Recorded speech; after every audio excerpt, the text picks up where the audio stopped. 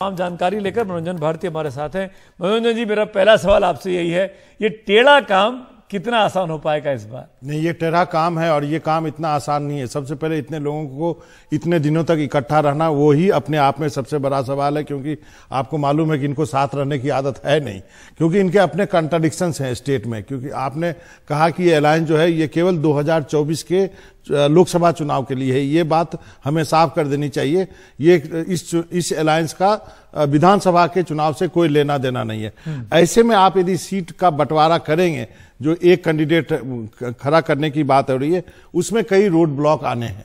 अब आप यदि बात करते हैं, यदि आप मेरे पास ग्राफिक्स है, अगर आप कहें तो मैं दिखा देता हूं जिन जिन राज्यों में दिक्कत हो सकती है, जहां जहां पर अलायंस के भीतर भी दिक्कत है। सबसे बड़ा उदाहरण हम बिहार का लेना चाहेंगे, जहां खुद बाबा रहने वाले हैं। बिहार का दिलचस्प चुनाव था, आपको याद होगा 2000 पिछले लोकसभा चुनावों में जेडीयू एनडीए के साथ था, बीजेपी जेडीयू एलजेपी साथ मिलकर लड़ रहे थे। जेडीयू को 16 सीटें मिलती हैं और 21.81% वोट मिलता है, 81%। आरजेडी को एक भी लोकसभा सीट नहीं मिलती है, लेकिन उसको 15.36% वोट मिलता है। कांग्रेस और लेफ्ट मिलकर एक सांसद कांग्रेस का जीतता है, लेकिन उसको 7.7% के आसपास वोट मिलता है। लेकिन ये कुल अगर आप इसको जोड़ लें इन घटक को, तो 44% से ऊपर ये वोट परसेंटेज निकल जाता है। लेकिन अगर विधानसभा चुनाव की बात करें तो जेडीयू के पास 43 विधायक आते हैं 15.39% वोट के साथ। आरजेडी के पास 23.11% वोट के साथ 75 विधायक जीत के आते हैं। यानी विधानसभा में आरजेडी बड़ी पार्टी बन गई और कांग्रेस का आंकड़ा 9.48 के साथ है, उसके पास 19 विधायक हैं। अब कैसे तय होगा मनोरंजन भारती? क्या मैं आपसे जानना चाह रहा हूं, जिन जगहों पर आरजेडी चुनाव लड़ेगी या आरजेडी के लिए सीटें छोड़ेंगी, वो वाली होगी जहां पर एनडीए के लोग हैं, जहां बीजेपी के लोग हैं? क्या नीतीश कुमार विनिंग सीट ही लड़ेंगे? निश्चित रूप से जब आप गठबंधन में बातचीत करने के लिए जाएंगे सीट लड़ने के लिए, तो आप तो अपना जो सीट जीते हुए हैं वो तो नहीं छोड़ना चाहेंगे। उस पे तो चर्चा होगी, क्योंकि आपके पास आंकड़े भी हैं। लेकिन अब बिहार में दिक्कत यह है कि जेडीयू बीजेपी के साथ मिलकर चुनाव लड़ी थी, तो परसेंटेज को लेकर के आप वहां पर डिबेट कर सकते हैं। फिर परसेंटेज आएगा आपका विधानसभा का, तो आप कहेंगे नहीं, आप विधानसभा के अनुसार सीट बांटिए।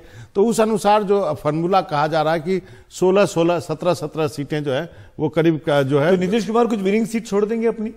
जरूर छोड़ना पड़ेगा। कुछ ऐसी सीटें हैं जो वो छोड़ेंगे और दोनों बराबर की सीटें लड़ेंगी। कुछ सीटें जो है कांग्रेस और लेफ्ट के लिए छोड़ी जाएंगी। तो इस फॉर्मूला के तहत वहां पर बातचीत हो रही है और करीब करीब वहां पर सॉर्टेड है। और शायद साहब बिहार में मामला लगता है टेढ़ा है, लेकिन बिहार के जो नेता हैं इंडिया अलायंस के, वो बहुत कॉन्फिडेंट दिख रहे हैं। आज तेजस्वी यादव, लालू यादव आज ही मुंबई पहुंच गए, लालू यादव का वहां चेकअप होना है। एयरपोर्ट पर पटना में क्या कहा, आइए सुनते हैं। नरेंद्र मोदी के नट्टी पर चढ़ने जा रहे हैं हम लोग। आज का दिन नरेंद्र मोदी के नट्टी पर पकड़े हुए हैं, एकदम हटाना है। आप बताइए, रात भर में एफिडेविट भी बदल दिया जाता है। यानी ये साफ दिखाता है कि बीजेपी डरी हुई है और कभी भी नहीं चाहते थे कि जातीय आधारित जो है गणना हो, जो कास्ट बेस्ड सर्वे जो बिहार के लोग करा रहे हैं। नरेंद्र मोदी को हराने के लिए मुंबई जा रहे हैं लालू यादव ने पटना में इस बात को कहा। खैर आगे बढ़ता हूं, महाराष्ट्र पे आता हूं, क्योंकि कई चीजों पे बात करनी है। बाबा, महाराष्ट्र का गठबंधन भी बहुत टेढ़ा है। पहले तो 3 ही पार्टी थी, अब वो 3 की 5 हो गई। केवल कांग्रेस में बंटवारा नहीं हुआ, शिवसेना टूट गई, एकनाथ शिंदे की अलग है, उद्धव ठाकरे की अलग है, एनसीपी टूट गई, अजीत पवार की अलग है, शरद पवार की अलग है। यहां पे कैसे होगा? बिहार की तरह यहां भी सारे गणित फेल हैं। कोई भी सेफोलॉजिस्ट जो है वो आपको बता नहीं सकता, क्योंकि हर पार्टी में 2 भाग हो गए हैं और वो पार्टियां रिकॉग्नाइज हुई नहीं है। तो यदि लोकसभा के आंकड़े के अनुसार जाएंगे तो लोकसभा में एक ही पार्टी के नाम से है। तो आप कह नहीं सकते कि किसके पास कितना वोट है। लेकिन आज यदि हम अघाड़ी की बात करें तो कांग्रेस जो है उसने अपनी पार्टी बचा के रखी है, वो सबसे बड़ी पार्टी है। अब सीटों का बंटवारा वहां पर उसी ढंग से किया जाएगा और मुझे लगता है कि एनसीपी को भी कंसीड करना होगा। लेकिन दिक्कत यह है कि जो पुरानी शिवसेना है उन्होंने जो सीटें जीते हुई है, क्या मुंबई में वो कांग्रेस के लिए खाली करेंगे? हाँ, बिल्कुल। तो ये दिक्कत यहां भी आने वाली है, क्योंकि वो कहेंगे कि आखिरकार हमारे पास तो इतनी सीटें थी, भले ही मेरी पार्टी टूट गई हो, लेकिन हम वहां पर शिवसेना के सिंबल पर जीते थे। तो उद्धव ठाकरे वो सीट मांगेंगे, कांग्रेस कहेगी नहीं, हमें क्विक सवाल और बाबा पूछना चाहूंगा आपसे, क्योंकि आप लगातार कवर करते हैं शरद पवार साहब को। कितना भरोसा पवार साहब पे आज ये इंडिया के अलायंस कर रहे हैं? क्योंकि सुबह वो कुछ कहते हैं, शाम को कुछ कहते हैं, क्या उन पे शक है या उनको अपना मान के चल रही है अलायंस? नहीं, एक बात तो आपको कहना होगा, भले ही एक क्षेत्रीय दल की एक मेंटेलिटी होती है, वो केंद्र में जो सबसे बड़ी पार्टी होती है उससे वो बैड लेकर के नहीं रह सकते हैं, लेकिन एक क्रेडिट आपको शरद पवार को देना होगा कि कभी भी कागज पे शरद पवार ने आज तक अपने 50 साल के राजनीतिक करियर में कभी भी बीजेपी के साथ हाथ नहीं मिलाया, भले ही परसेप्शन कुछ भी हो। इस बात को लेकर के जो है जो खड़गे साहब बहुत उनको इज्जत करते हैं, उनको भरोसा करते हैं, और मुझे लगता है कि एक 80-80 साल के दोनों हैं तो वो एक अलग इक्वेशन है, और दोनों 24 घंटे का पॉलिटिशियन है, वो भी काम कर रहा है।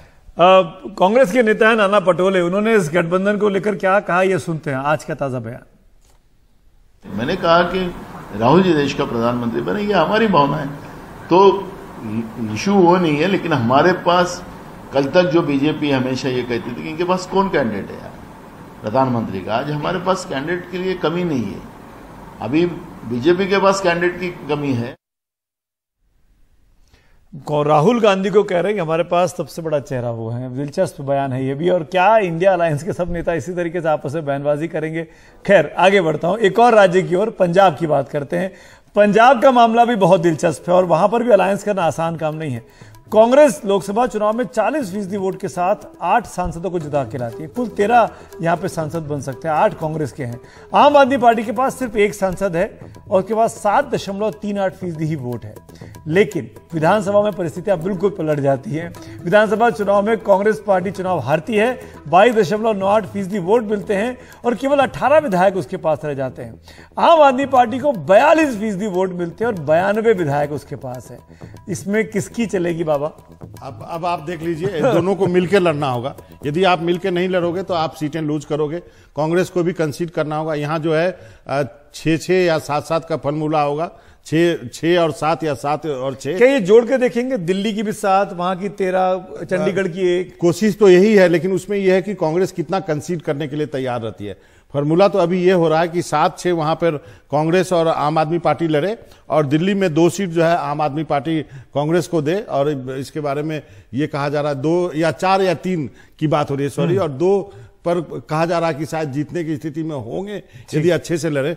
लेकिन ये एक बहुत बड़ा बार्गेनिंग पॉइंट होगा, क्योंकि आम आदमी पार्टी फिर आपको गोवा में भी मांगेगी, आम आदमी पार्टी आपको गुजरात में मांगेगी, आम आदमी पार्टी राजस्थान और आपको मध्य प्रदेश में भी मांगेगी, लोकसभा सीटें मांगेगी, और हरियाणा में भी मांगेगी, जो कि देने की बात हो रही है। लेकिन आपको एक चीज बता दूं कि आम आदमी पार्टी से कोई भी जो गठबंधन का खुलासा जो होगा वो विधानसभा चुनाव के बाद होगा, यानी नवंबर के बाद होगा। चलिए, दिलचस्प आंकड़े हैं। एक आखिरी राज्य और रह जाता है जहां पे मल्टी लेवल कॉन्टेस्ट है, वो है बंगाल का। बंगाल में ममता बनर्जी की सरकार है। ममता बनर्जी ताकतवर नेता हैं। 43.3% वोट के साथ 19 के चुनाव में 22 सांसद ममता दीदी का जीत कर आए। कांग्रेस के 2 सांसद जीते 5.67 वोट के साथ। लेफ्ट के 6.33% वोट मिले, लेकिन सांसद एक भी नहीं है। अगर इसको सिंपल मैथ्स कर लें इन तीनों पार्टियों का, तो 55% के ऊपर ये वोट परसेंटेज चला जाता है।